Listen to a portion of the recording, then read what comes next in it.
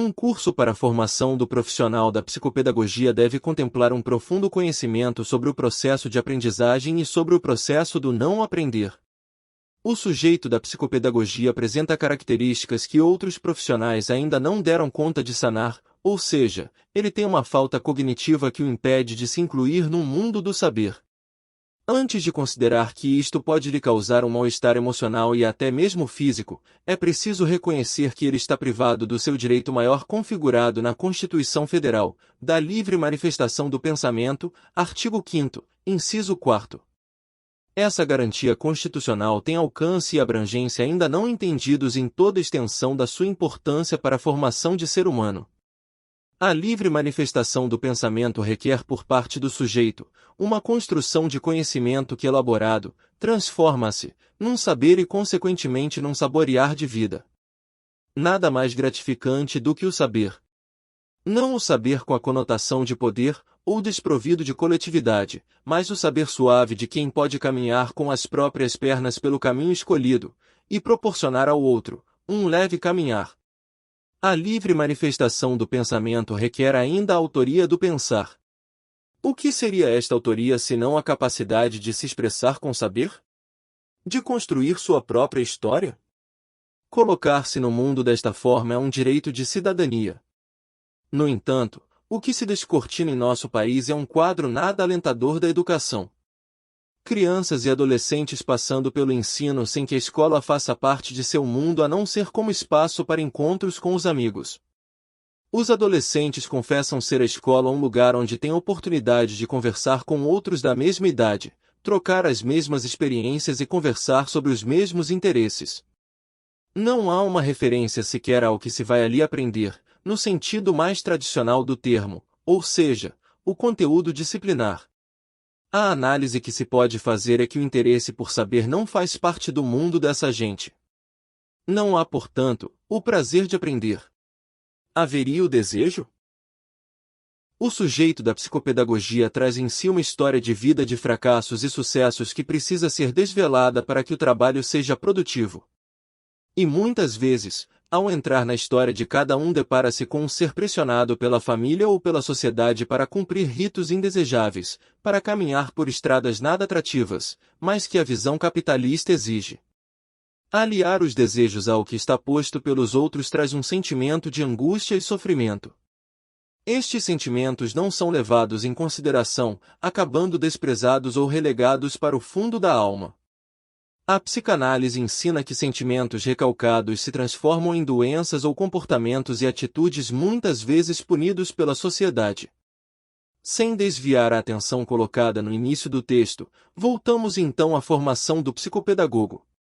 O que quero deixar claro é que os cursos desta área não podem jamais cair no mesmo poço em que muitos cursos estão caindo, resumindo a busca de certificados que nada certificam, servindo de instrumentos para empresas educacionais alçarem maiores lucros.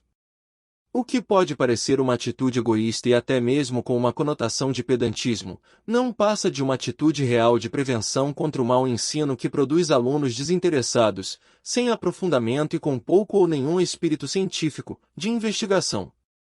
Imagine um psicopedagogo com este perfil. Na área de conhecimento, a psicopedagogia precisa se firmar em bases sólidas, o que se faz por meio de investigações científicas privilegiando a abertura para a compreensão das teorias em constante processo de reelaboração e ressignificação, a partir de situações e contextos que dialogam e aproximam o psicopedagogo do cotidiano.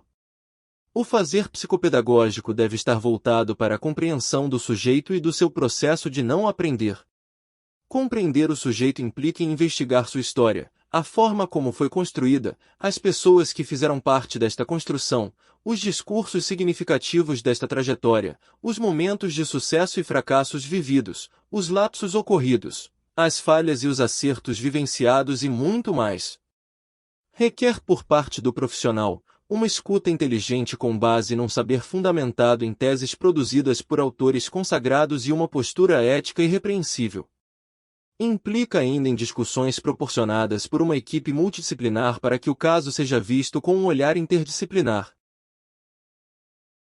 Isto requer do profissional um saber para a vivência em grupo, de respeito e reconhecimento do outro. Segundo Belclair, 2006, a formação em psicopedagogia é um desafio a ser enfrentado para que a profissão seja regulamentada. Assim expressa. A expansão desenfreada de cursos de pós-graduação lato sensu pelo país é preocupante, porque sem uma organização e uma estruturação curricular a partir de vivências significativas do campo de atuação do profissional. Por isso, a formação de psicopedagogos é uma questão séria a ser debatida. A psicopedagogia deve ser vista, cada vez mais, como uma profissão, que exige formação adequada para o tempo presente e o enfrentamento das múltiplas tarefas que surgem no campo do ensinar e do aprender no século XXI. Quando o professor João Belclair usa a expressão desenfreada para se referir à expansão dos cursos de psicopedagogia, fica claro que a expansão está sem freio, ou não é possível ser contida. Convidamos todos da área a uma reflexão. A formação do psicopedagogo deve estar sob os auspícios de 4 pilares: formação técnica, formação pessoal, formação política e formação social. Para a formação técnica é preciso trabalhar as ferramentas necessárias a um bom diagnóstico. Não com o objetivo do enquadre, pura e simplesmente, e sim para um substancioso levantamento de hipóteses. O Dicionário da Língua Portuguesa, de Aurélio Buarque de Holanda, indica a palavra técnica como maneira, jeito ou habilidade especial de executar ou fazer algo. Maneira, jeito ou habilidade não se transformam em atos a partir do nascimento do sujeito. É preciso que estes atos sejam construídos na história de vida. Tendências que vão se afinando e desafinando e elaborando o jeito de ser, o modo de agir de cada um. Portanto, a técnica psicopedagógica que leva ao conhecimento do sujeito, e de sua história de vida, para compreender seu processo de aprender ou não aprender não poderia ser ensinada desprovida deste caráter. Ou seja, é necessário que o psicopedagogo incorpore estas técnicas ao diagnóstico, a fim de proporcionar ao analisando, a confiabilidade e a credibilidade do que está sendo proposto. Para a formação pessoal, o curso de psicopedagogia, ao trabalhar a subjetividade do ser, estimula o profissional a entrar pelos seus próprios caminhos na construção de sua própria subjetividade. Encontrar vias de acesso para o seu próprio conhecimento subjetivo e deparar com os conflitos existentes, com as frustrações vivenciadas. A forma como lida com seu psiquismo, com sua construção emocional, para que encontre um jeito todo seu de caminhar. E que este seu jeito lhe dê segurança para transitar no mundo daqueles que ainda não têm seus jeitos. No exercício da investigação da prática surge a possibilidade de superação da cotidianidade, ou seja, o despertar da autoconsciência. Para a formação política é preciso lançar mão das astúcias de todas as abordagens de aprendizagem, de um maior número possível de conhecimentos sobre o processo de aprender do sujeito. Os estudos devem proporcionar ao profissional uma ampla visão do processo de aprendizagem, com competências e habilidades para consultas e buscas de outras experiências. A formação política implica não numa postura neutra, e sim, numa postura partidária a favor do sujeito psicopedagógico conquistar sua autonomia de pensar. A formação social é a construção histórica coletiva do profissional.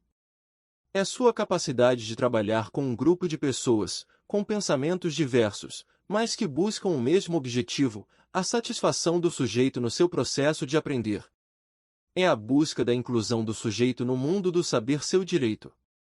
A visão da psicopedagogia como área de conhecimento requer uma postura profissional e investigativa constante, para que não se perca numa formação vazia, que se resume apenas em mais um curso e mais um certificado. Estar atento ao Código de Ética do Psicopedagogo em seus artigos 4 e 5º, é o dever de todos. Artigo 4. Estarão em condições de exercício da psicopedagogia os profissionais graduados em terceiro grau, portadores de certificados de curso de pós-graduação em psicopedagogia, ministrado em estabelecimento de ensino oficial ou reconhecido, ou mediante direitos adquiridos, sendo indispensável submeter-se à supervisão e aconselhável trabalho de formação pessoal. Artigo 5º. O trabalho psicopedagógico tem como objetivo promover a aprendizagem, garantindo o bem-estar das pessoas em atendimento profissional, devendo valer-se dos recursos disponíveis, incluindo a relação interprofissional. Realizar pesquisas científicas no campo da psicopedagogia.